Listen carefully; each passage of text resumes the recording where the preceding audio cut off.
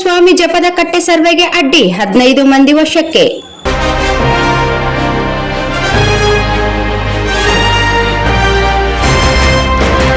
ಗಡಿಭಾಗದ ತಾಲೂಕಿನ ಎಲೆಬಿಚಾಲಿ ಪ್ರದೇಶದಲ್ಲಿರುವ ಶ್ರೀ ರಾಘವೇಂದ್ರ ಸ್ವಾಮಿ ತಪಸ್ಸು ಮಾಡಿದ ಜಪಕಟ್ಟೆಗೆ ಸಂಬಂಧಿಸಿದ ಭೂ ವಿವಾದ ತೀವ್ರಗೊಂಡಿದ್ದು, ಸರ್ವೆ ಕಾರ್ಯಕ್ಕೆ ಅಡ್ಡಿಪಡಿಸಿದ ಆರೋಪದ ಮೇಲೆ 12 ಜನರನ್ನು ಯರಗೇರ ಪೊಲೀಸರು ವಶಕ್ಕೆ ಪಡೆದಿದ್ದಾರೆ.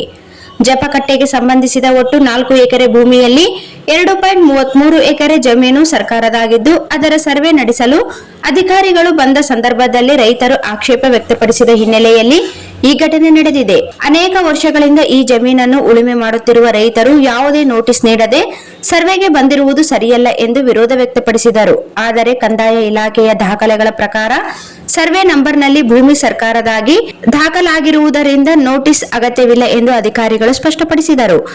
ರಾಯರ ಜಪಕಟ್ಟೆಯನ್ನು ಮಂತ್ರಾಲಯ ಮಠದ ಸುಪರ್ದಿಗೆ ಪಡೆಯುವ ಪ್ರಯತ್ನ ನಡೆಯುತ್ತಿದ್ದು, ಇದರ ವಿರುದ್ಧ ಟ್ರಸ್ಟ್ನ ಪದಾಧಿಕಾರಿಗಳು ಕೋರ್ಟ್ ಮೊರೆ ಹೋಗಿದ್ದರು. ಟ್ರಸ್ಟ್ ಸ್ವಾಧೀನದಲ್ಲಿಯೇ ಜಪಕಟ್ಟೆ ನಿರ್ವಹಣೆ ಮಾಡಲಾಗುತ್ತಿದೆ. ಈಗ ಸರ್ವೆಗೆ ಅಡ್ಡಿಪಡಿಸಿದ ಘಟನೆಯ ನಡುವೆಯೂ ಪೊಲೀಸರ ನೆರವಿನಿಂದ ಸರ್ವೆ ಮುಂದುವರೆದಿದೆ.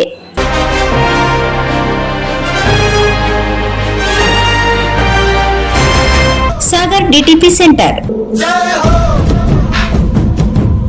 ಹಲೋ ಸಂಪಾದಕರೇ, ನೀವು ಪತ್ರಿಕೆ ಡಿಟಿಪಿ ಆಪರೇಟರ್ ಹುಡುಕುತ್ತಿದ್ದೀರಾ? ಹಾಗಾದರೆ ಅವರ ಅವಶ್ಯಕತೆ ಈಗ ಬೇಕಾಗಿಲ್ಲ. ನಮ್ಮನ್ನು ಸಂಪರ್ಕಿಸಿರಿ.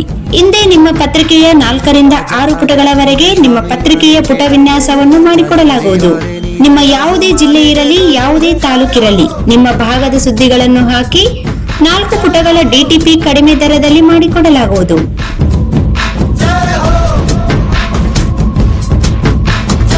ಹಿಂದೆ ಸಂಪರ್ಕಿಸಿ. ಮೊಬೈಲ್ ಸಂಖ್ಯೆ 8431593151 ಮತ್ತು 9611114528 ಸಂಪರ್ಕಿಸಿ.